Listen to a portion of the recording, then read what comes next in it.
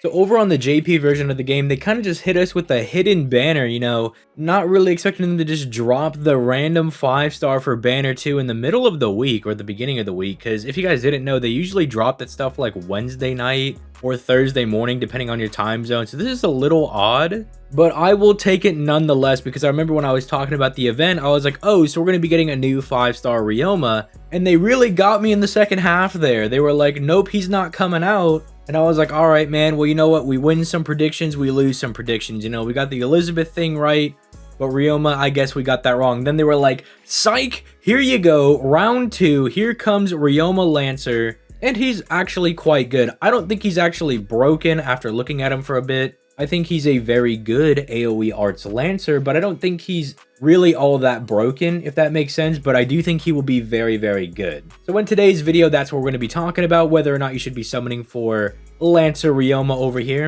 and if you're on the NA version of the game, if you should be getting hyped. If you haven't already, consider clicking that like and that subscribe button. Your boy is on that daily FGO grind and is on the road to 100k. Every little bit of support really helps me out and I greatly appreciate it, but if you're starving for more content, there are 2 things that you can do. For one, you can click that join button and become a channel member and get access to exclusive channel member content, although that is going to be rolling out a bit slowly, but I did upload a channel member challenge quest, I think it was last week, so it is rolling out, albeit very slowly, but it is there. And then there's my Twitch, which is also linked down in the description down below, where I try to stream every day during the weekdays. But do keep in mind, your boy is a college student. And what do college students have? A lot of studying to do and a social life to maintain. So while I will be trying my absolute best to stream every weekday, there are just some days that I need to take a nap.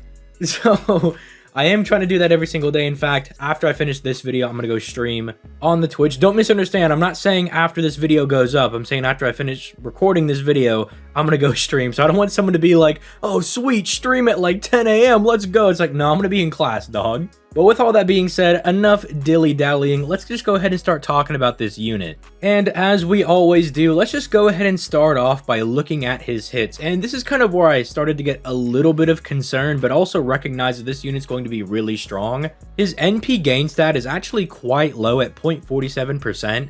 And he is, as I said, an AoE Arts Lancer Servant, so looping is probably not going to be his forte. If you're going to want him to loop, you're going to have to brute force it, because spoiler alert, his NP only has 3 hits. Now, thankfully, farming with Castoria allows you to have lower NP gain stats. You can kind of get away with it. And even though he has quite a low attack stat, which I was also worried about, his NP damage is actually pretty fine. Like, I think it's in the upper echelon for AoE Lancer, so it's pretty fine, but those are just some things that you do need to kind of concern yourself with. If you're going to try to do a like 1 Castoria and like 1 waiver setup, I'd forget it. I just go grab your Asclepius, go grab your Paracelsus, sub them in there instead. Just inject that massive amount of NP gain right into your Ryoma, and you should be cooking when it comes to farming. But as far as how his face cards are looking, they're looking pretty strong. You've got 5 hits on the 1 quick card with 12% star gen, but even that's a little bit of a lie, because he has a passive 12% buff to his quick card due to his writing skill, which is massively gassing up the effectiveness of that quick card. Well, I don't want to say massively, but by 12%, so that's a pretty decent buff to just always have passively up there. Then he's got 2 arts cards with 4 hits each, which kind of fixes the problem of his low NP gain, because if you can get a crit on these arts cards with 4 hits on them, that is some massive NP refund you're going to be getting. And while he's not the craziest star genning servant, he does have a skill that kind of helps him out with star gen. So it's not going to be completely far-fetched for you to get some crits on said arts cards. Unfortunately, he doesn't have any like specific star weight or anything for any of his crit stars, so that might be a little bit of a struggle. You're kind of relying on his natural star absorption, which kind of leads me to believe, after we talk about these skills, that this might be a servant we see get buffed in like a year or so. Like, it seems as though they left specific things off of this servant so they could buff him in the future, if that kind of makes sense. But then he obviously has the godly, the all-powerful, the chatty, the swole, the bench presses 375 pounds at the gym, 5-hit extra attack, which if you didn't know is a composite card that gens stars, NP, and does big boy damage. Unfortunately, it's really reliant on you having high base NP gain and high base star gen to really pop off. So unironically, if you want Ryoma's extra attack to hit different, you're probably going to need to invest in that append skill, which, I mean, if you're pulling for high copies of him, I understand. You get a really cute Oryu if you also summon for this servant. I mean, dude, who is not interested in white hair Oryu? I mean, I'm pretty interested already, you know what I'm saying? So, I don't know, if you summon for higher copies or you bond 10 this man and you have those extra coins laying around, after you do the append skill, maybe throw him his way into that extra attack, you know what I'm saying? Have that extra attack hit different. Although, that being said, I don't even know if I can really recommend that as a meme, because his append skill for attack is actually pretty good. It's a 30% buff against alter egos, which, you know, there's not a whole lot of servants that are really good against alter egos. The two that come to mind are Kama and Musashi, and they're both limited servants, so if you get Ryoma, might want to invest in that. But with all that being said, let's go ahead and start looking at his skills. And I'm not gonna lie, when I started looking at his skills, I was like, oh, this is just gonna be like a 5-star version of the 4-star Ryoma, because skill 1 is a party-wide arts buff of 20%, and then a 30% buff to the entire party's crit damage for 3 turns, and then he gives everybody 1 stage of overcharge on a 6-turn cooldown. And I was like, okay, this is just going to be like the 4-star support Ryoma, but they're going to make him a little bit better. Like, he's going to give like 30% battery, maybe like a 30% attack buff to the entire party. Just going to be a really chatty, offensive art support servant, but that's absolutely not what they're doing. In fact, this first skill, the most important thing that you should probably take away from this is that this is going to allow Ryoma to cheat his way to having a 50% arts mana burst up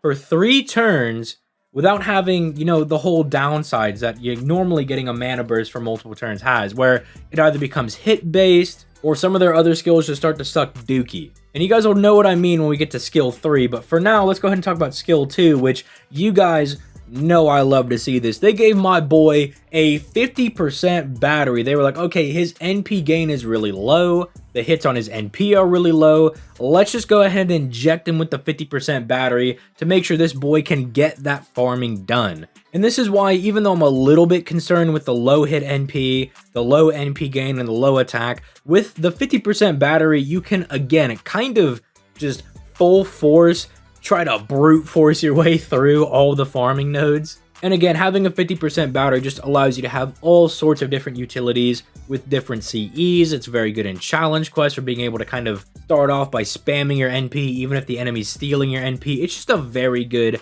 asset to have. But then he's also got a little bit of survivability for himself, and not like invincibility or dodge or anything. He doesn't got anything like that. But he does have a 100% resistance to having his buffs removed for 3 turns, and he has 3 turns of debuff immunity for free, which is very refreshing to see, because I don't know if you guys have noticed, but a lot of servants as of late have just gotten like 1 hit of debuff immunity for 3 turns, or like 3 hits of debuff immunity for 3 turns. It's been quite a while since one servant just flat out is just like, I'm immune to debuffs for 3 turns. You ain't doing jack diddly squat to me. So I really appreciate that from Ryoma. Again, this guy's going to be really good, especially when it comes to harder content, which is definitely where I think he's more geared to. Again, you can try to use him for farming. I think that's fine. But with the way this guy is kind of built, it seems like he's going to do really good when the going gets tough. Now let's talk about that third skill. So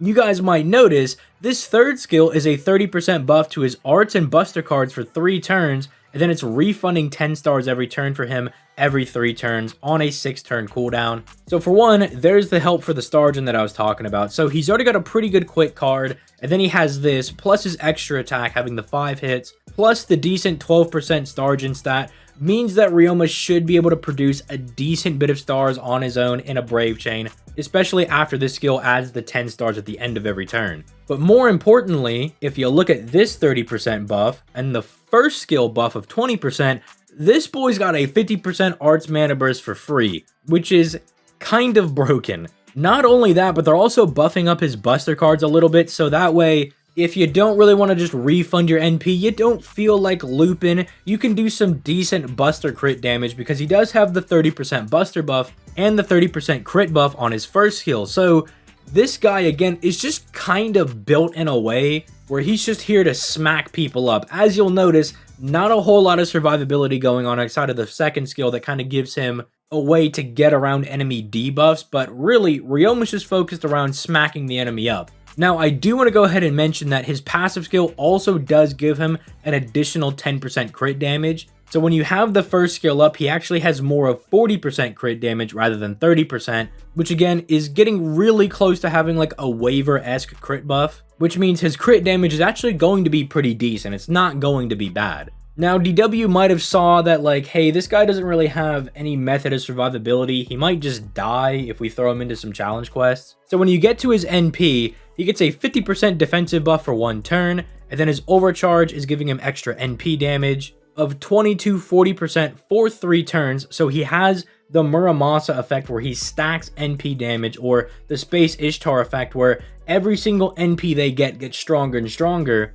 And so not only does this actually average out to make his damage pretty good, because he's having a 50% arts buff multiplying into a 25% NP damage buff, because remember that first NP is going to be 25% because he overcharges his NP, but then you get 2 more buffs of 20% NP damage at the bare minimum if you're only getting him at overcharge 1 for the following NPs, and this leads to his damage being pretty good. But the 50% defensive buff is very good for that turn. It just means that anytime he fires his NP, even though he doesn't have any flat out raw survivability, one, you're pairing him with Castoria, and Castoria not only has a targetable invincibility, but then she also has solemn defense, which is just a little bit good. Just kind of one of the best defensive buffs in the entire game. And so they probably felt comfortable not giving him any raw survivability, because in a double Castoria setup, he's going to be fine. Or even if you wanted to use 1 Tamamo, 1 Castoria, then you have some NP control, and then you still have the 2 defensive buffs from Castoria.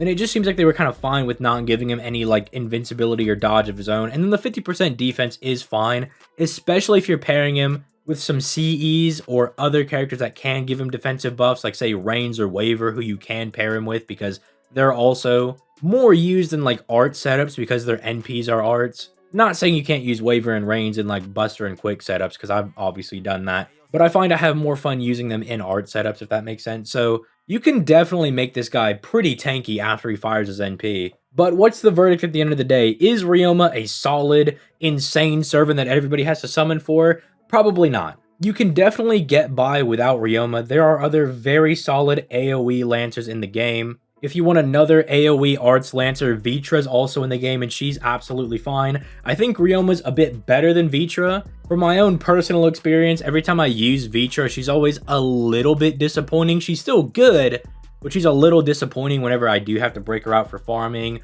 or for challenge quests. She gets the job done, but in a bit of a disappointing way. But even as 4 stars, you have other alternatives. You have Melt, who's still an exceptional AoE Arts Lancer. Percival, who's obviously very, very strong. Fion, after his buffs, is also a very strong AoE Arts Lancer. And then if you need a free-to-play option, you have Eris. So it's not like he's an absolute must summon, right? Like we just talked about on the NA version, where Nero Caster's getting another raid up, and I'm like, ooh, that's actually a servant that it's kind of hard to tell people to not summon for, because good AoE casters are kind of hard to come by. Especially a good Buster AoE caster at that. But whereas Ryoma is actually in pretty good company, if you don't have Ryoma, it's not the end of the world, because there are a lot of other servants that are in the same role that he's in. Although, granted, he does do the most damage out of all of them. So that's definitely a plus in Ryoma's case, but is he a must summon? No. Is he good? Definitely. So let me know what you guys think in the comments down below. Let me know your thoughts and opinions down there.